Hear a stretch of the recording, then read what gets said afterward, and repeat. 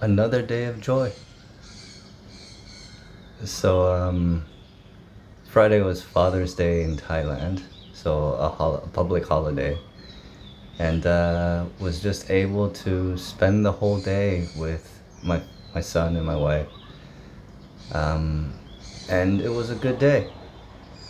I'm thankful for the blessings that I have each day. I'm still able to function.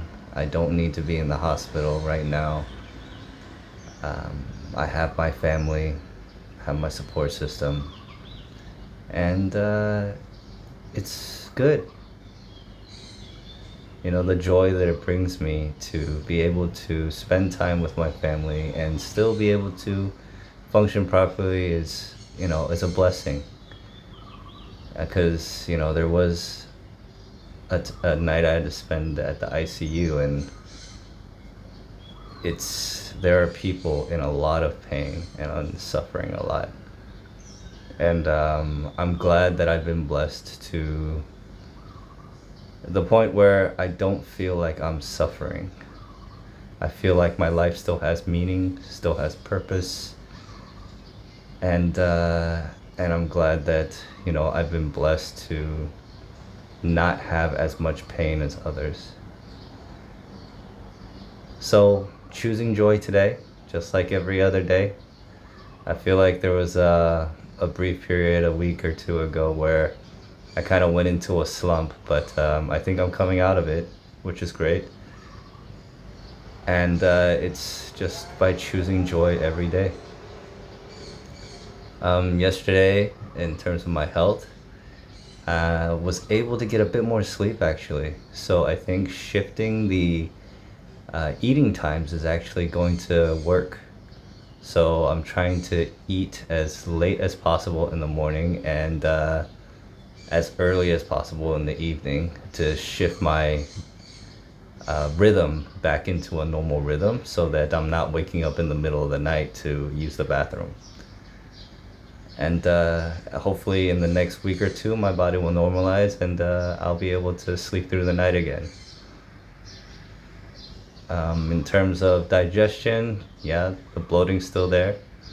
Yeah, the liver is still enlarged and is still putting pressure on my rib cage as well as the sides of my abdomen.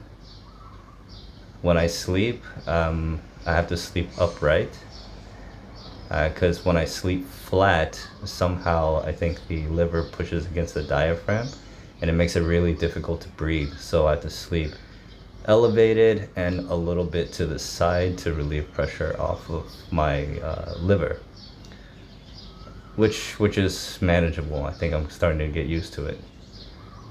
Yeah, in terms of health, I think there's some residual issues, but working through it. Taste buds are still pretty out of whack. Sour foods still are palatable. Everything else, it's hit or miss. One thing that I've learned is that a lot of our taste is tied to smell. So trying to savor and smell the food prior to eating it is actually helping a little bit, but not in all cases. But yeah, just trying to eat as much as I can and get as much protein as I can to make sure that my body has fuel for the fight. So yeah, continuing to focus on health and nutrition during this time.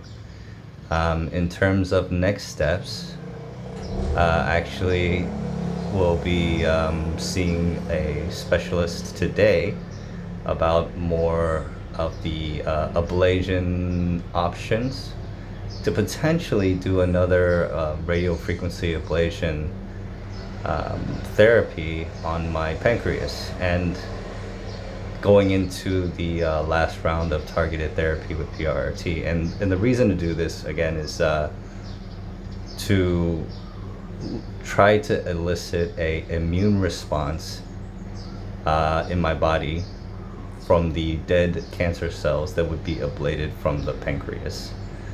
Because the pancreas is relatively under control already, but we can't really ablate the liver just because the tumors are so diffuse or so peppered throughout the liver. So we focus on the pancreas and are hoping that the dead cancer cells, as they're being cleared out, elicit an immune response in my body for my immune system to work on the liver itself.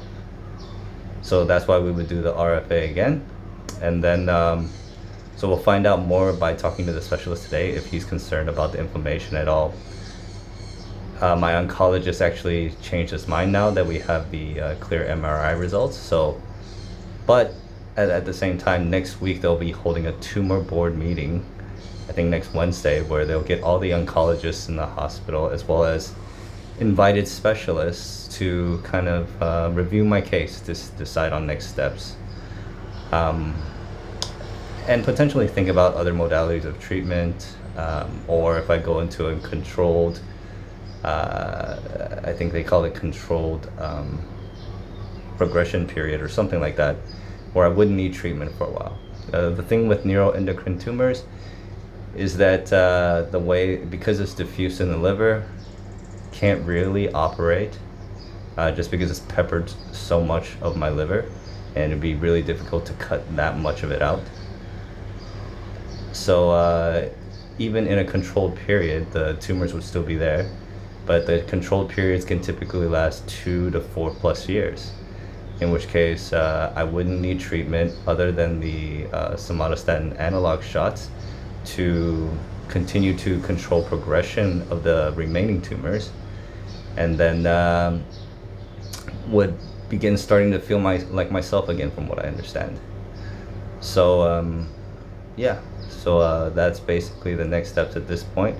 We basically just need to gather more information and kind of review and decide on next steps. So we'll look to see how that goes in the coming week.